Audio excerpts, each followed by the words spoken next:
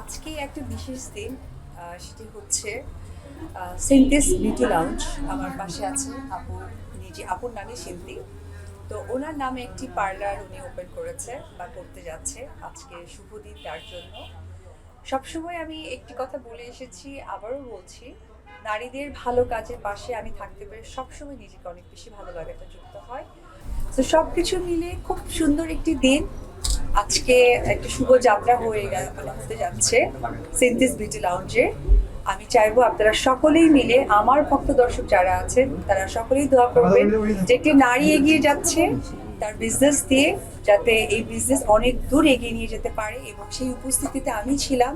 আমি যেন মনে করি আমি তার বড় বোনের মতো, আমার অনুপ্রেরণা, আমার ভালোবাসা যেন তার সাথে সবসময় থাকে। দিদি, সর্বপ্রথম আমি অনেক বছর ধরে সিনেমা অঙ্কনে কাজ করছি। আমাদের বাংলাদেশের মানুষ আমাকে যেভাবে ভালোবাসে, তো এই ভালোবাসা থেকেই আসলে একটা পথ প্রদর্শক বলতে পারে। তো আমার কিছু অনুসারী আছে, ভালোবাসার মানুষ আছে, ফ্যান ফলোয়ার্স আছে। কেউ যখন নতুন ব্যবসা প্রতিষ্ঠান আসলে করতে চায়, তখন চায় যে আমার যেন এইটা একটা মার্কেটিং হয়, আমি যেন অনেকের কাছে আমার এই বিজনেস, আমার এই যে সুন্দর উপস্থাপনাটা যেন পৌঁছে দিতে পারি।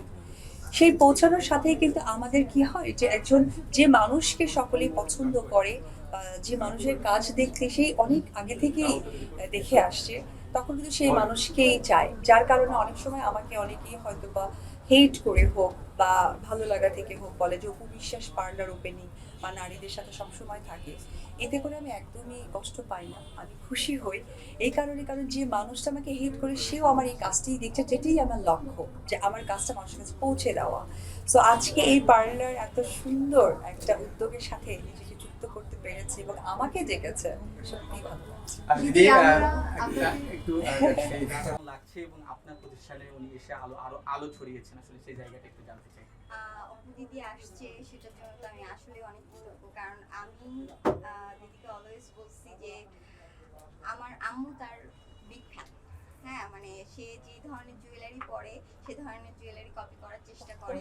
তো অ্যাকচুয়ালি আমি এই এত বড় পার্লার দেওয়ার পরে অপু দিদিকে রিজনই হচ্ছে আমার আম্মুকে খুশি করা। আর একটা কথা হচ্ছে, অপু দিদি একজন উদ্যোক্তা, সে চিত্রনায়িকা ছাড়াও সে একজন উদ্যোক্তা। আর আমি চাই একজন নারীকে সাপোর্ট করবে সবচেয়ে ভালো। তো আমি সেই ক্ষেত্রে দিদিকে চুজ করেছি। আর দিদি এসেছে, দিদি স্লট দিয়েছে, টাইম করে এসেছে, এটা আমার জন্য অনেক পাওয়া।